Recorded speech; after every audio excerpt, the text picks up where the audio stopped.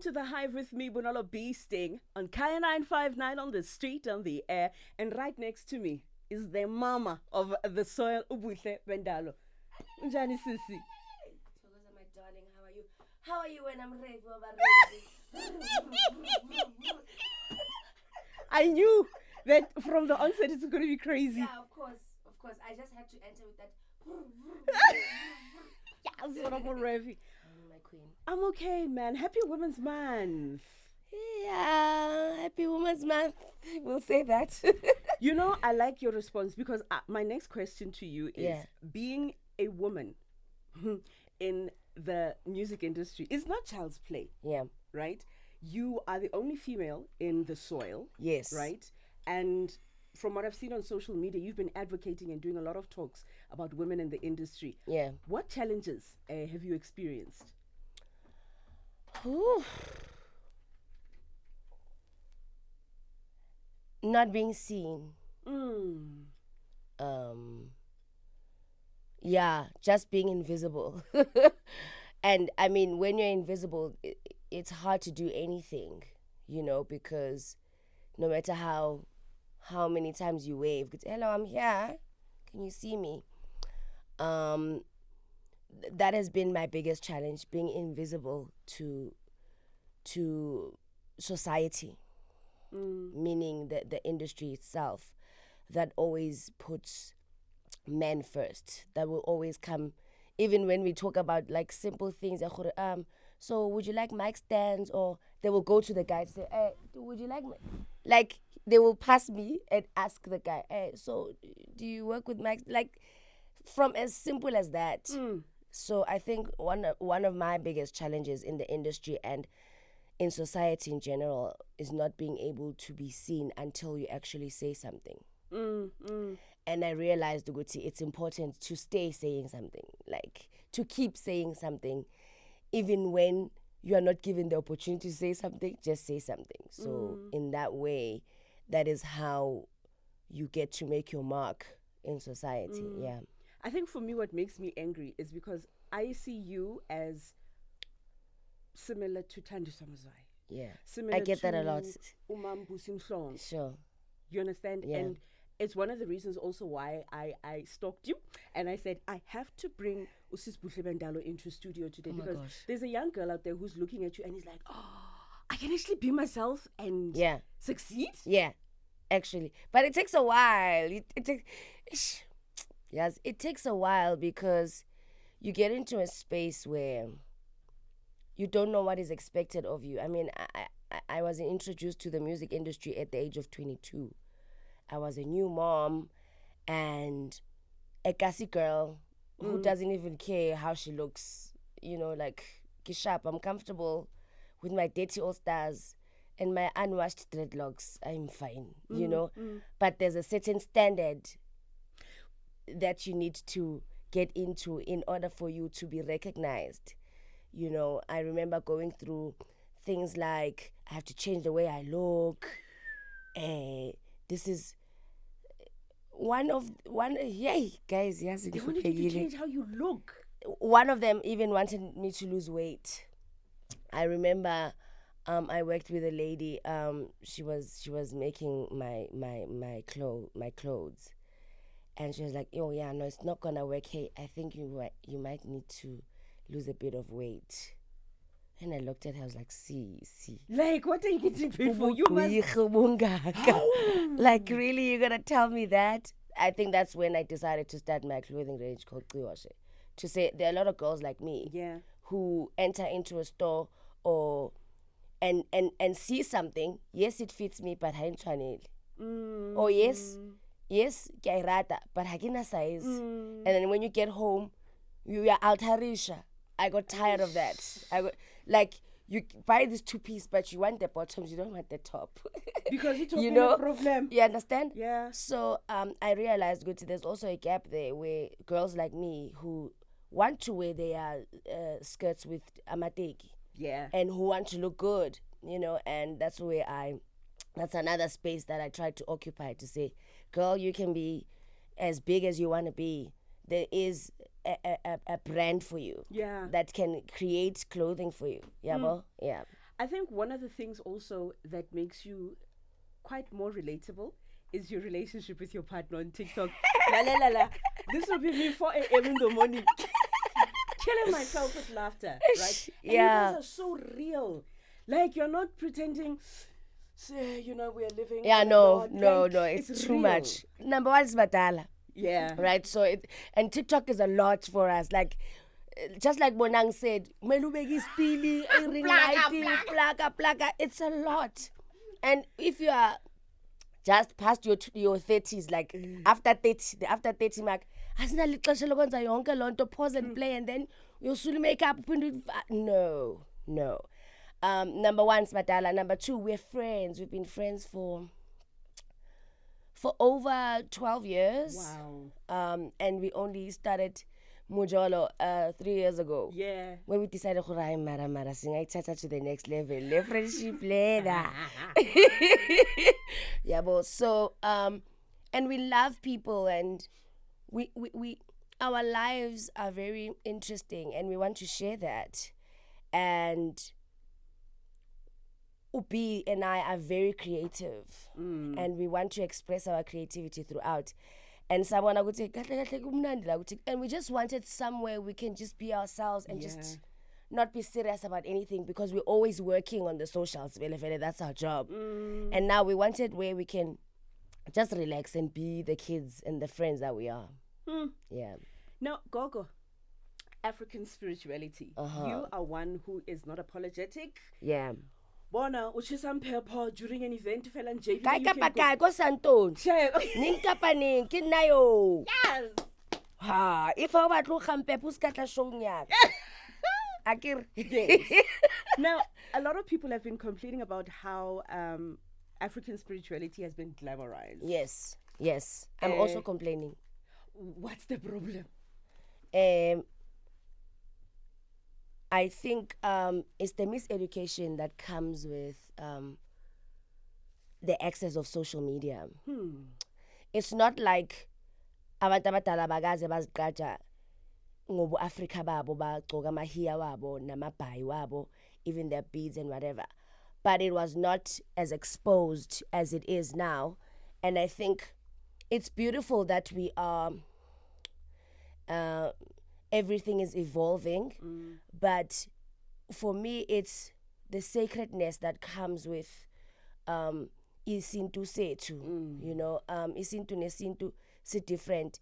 Kunesintu and then kunesintu sobungoma, right?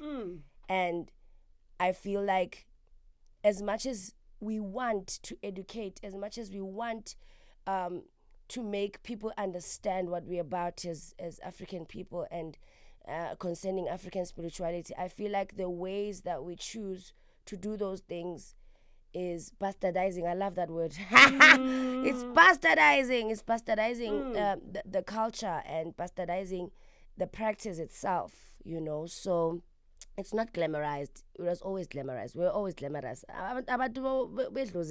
Yeah. And that's what we feel leyo. But now, what are you attracting and what are you doing it for? And now I feel like a lot of people saw a gap in the space of healing in our nation, because we're a nation that is in dire need of healing. Yeah. And it's bonile guti, there's a gap. And now we are taking advantage of, I'm saying we because now I fall under those, I call them instangomas. You know, I'm saying we because when people see us, they just put us in one box, you know. And I feel like it's okay to want to spread the message of healing and want to spread and want to educate, but what channels are you using, and how much dignity are you still putting into the practice? For me, it's the dignity that is wasted, and the dignity that is gone. It's gone. It's gone. It's gone. Yeah, seriti sa batho ba bantu ba go practicing ya bungoma. It's gone. Because now we're just making it a thing, Guti. One size fits all. Let's all do it. Trend, gumnandi. Yeah, gumnandi. And it's sad. I saw somewhere they were doing a they call it a pop-up cleansing. Pop-up. It was a pop-up cleansing where this gogo took a few patients that she got online to a cleansing ceremony. So it was like a one big cleansing ceremony for everyone. Like amapati ahlukile. Siwageza in that one river or one dam or whatever they used, which for me is misleading the people, because in every consultation there must be some sort of education that you are sharing with your patient or your client rather, so that as well as okay, should I encounter something of this nature, these are the steps I need to take, and not just look to make money, because that's the thing now. We are all hungry, and unfortunately we are using abantu abadala as an opportunity to make a quick buck. Thokoza gogo. You recently had Women in Conversation. Yes. How was that? So, in February, it was my birthday, and then, as you know, Bees on the Couch, my partner and I have been creating safe spaces for queer people, and in partnership with Liano Restaurants, we have conversations every first Wednesday of the month, where we talk about queer-related things and everything above that. We're all about art, we're all about creativity, and we're all about being gay. Yeah, but so this was birthed from the very same reason. Guti, we are artists and we are in need of a space where we can just breathe. And I remember February this year, I told B in January, like, B, you know, this birthday, I want to celebrate it like, it must be like a bash of music. You know, and I want to do it in Soweto, like to give it that thing, because I am from Soweto, you know. And then we started conceptualizing, because B and I would just sit and just share ideas, and then we take that risk. So we took a risk and started sessions called a jam session with Buhlebendalo and friends. We had our first leg at Native Rebels in Soweto, where we featured Usjava, Langa Mavuso, Mexoba, and Morena the Squire.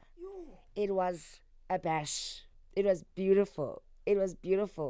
So it came to me as something that I wanted to just last as my birthday. But now it started feeling like a movement.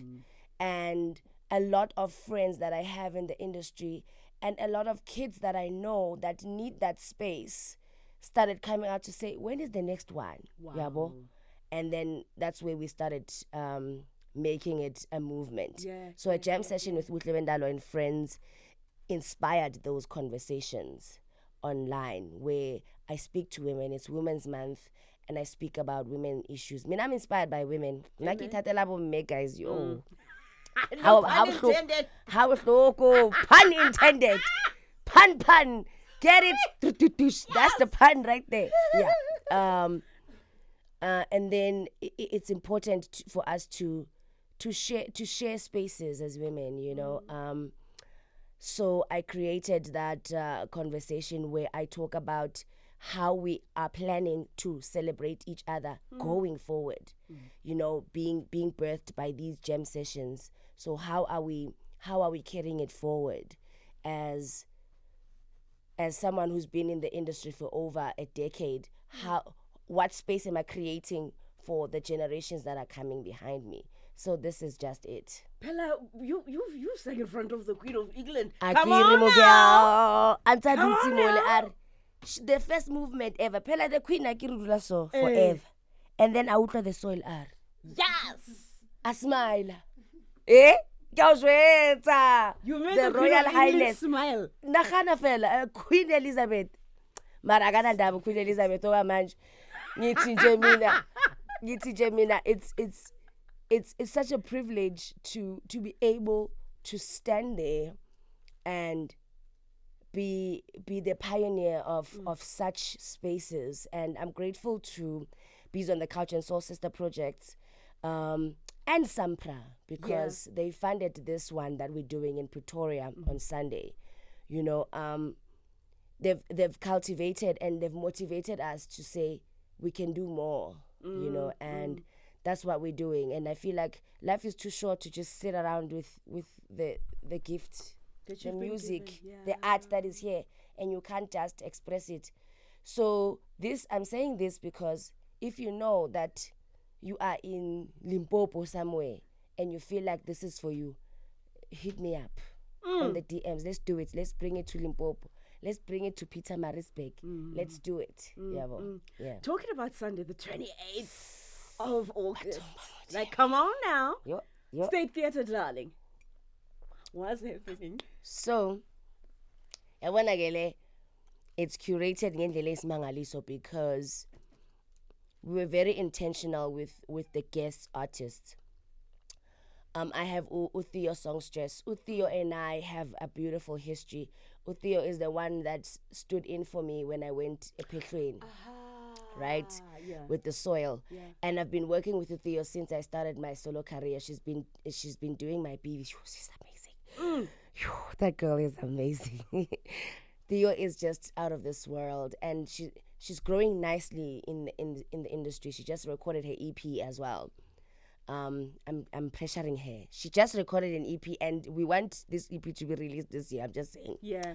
Anyway, I'm featuring Uthio, Ukonaye. Ukonaye is also a sister to me, and I met her during the shows we used to do with the soil back in the day. You know, we used to call them campus tours, where we visited different campuses in South Africa. That's where we met Ukonaye.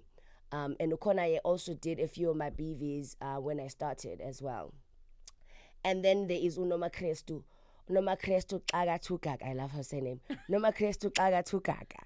She's also from Cape Town. Yeah. Noma Krestu was one of the contestants that were trying out when Theo got the place. Oh, okay. Noma Krestu was one of the, I think, top 10 ladies that were there because it was a whole competition. And then I have Uzimbini Makwetu. I just recently met Uzimbini Makwetu. Mina ngisabe ukuslida e-DM. If I die, I die. Yes. If I die, I'm still pretty. Can't take it away. I slide in that DM. Can't lose anything. I've seen worst things in my life. Yes. What was a decline in a DM? So I slid in Zimidi's DM. I want to say 5 months ago, if I'm not mistaken. Because I was just recently introduced to her music, and her music is haunting. I couldn't just sit with that without me telling her how her music is changing my view on music, you know, because we grow and we learn, you know. I got it on lockdown, you know. Gashapa DM Gario, my sister, you see now, I'm going to pray and I'm going to partner very hard. For a day where you and I do something in studio. I love your music, and I'm just gonna send this thing here and keep it here. Next day, she was very happy. Yes. You'll never know. That person you're DMing, they're actually waiting for you, you know. A week or two later, we did a song together called Ada. It's a beautiful story of rebellion within this spiritual realm. You can go check it out. HATA by Zimbini and Buhlebendalo. And Zimbini invited me because she did this big thing at the Artscape in Cape Town. Yeah. She invited me. That's when we performed the song for the first time. And this is just me saying, you scratched my back, I scratched yours. So come to my show. Because I came to yours. Let's do it again. So that is how I'm doing it. It's gonna be beautiful, guys. You just have to be there. Like I get to bua thata ka show because it has its own life. Yeah. Now, lastly, where can people get the tickets? please, because we are at Web Ticket. The link is on my bio on Instagram, Buhlebendalo. I'm not on Twitter because who Raf got Twitter. I'm not that girl. I can't. So if you need to get information about the shows, you can go to pages Buhlebendalo on Instagram, Bees on the Couch on Instagram, Buhlem on Facebook, Buhlebendalo on Facebook as well. Oh, man. Yeah. Gogo. You know, before we end off, one of the things that I've gathered from this conversation that we're having, you're one of those women that when you move forward, you're taking other women with you. Yeah. Yeah. Like, very few do that in the industry. Yeah. Very few. I want to thank you for doing that. Thank you. And continuing to being who you are, you know. Before I even got to Kaya, I was a fan. I'm glad you came to Kaya because I'm also a fan of yours. You know, thank you, Kaya, for hiring B-Sting. Like, oh, thank you, buddy. But like, yeah, please continue and all the best on the 28th. And that track that you were talking about earlier on, please, yeah, say everywhere, hey. Okay. I think we just need to send those things that they send and talk to the right people. It's done. So that it plays. It's plays. Done. It's called that. And my album is still called Kosi. You can find it on the digital platforms. And State Theatre, Malombo Theatre on the 28th of August, 2022. Tickets at Web Ticket. Guys, so Wanana Corner, thank you so much.